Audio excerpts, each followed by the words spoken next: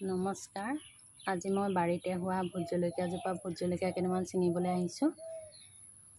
এয়া ভোট জলকীয়া, এয়া মই ছিঙিবলৈ লৈছোঁ।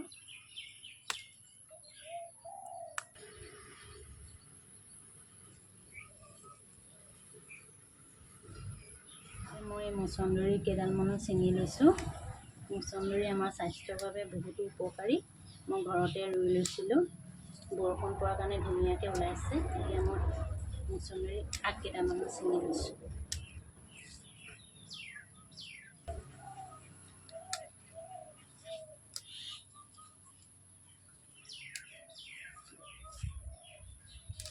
এয়া মই মছন্দৰী এমুঠি ছিঙি ল'লোঁ।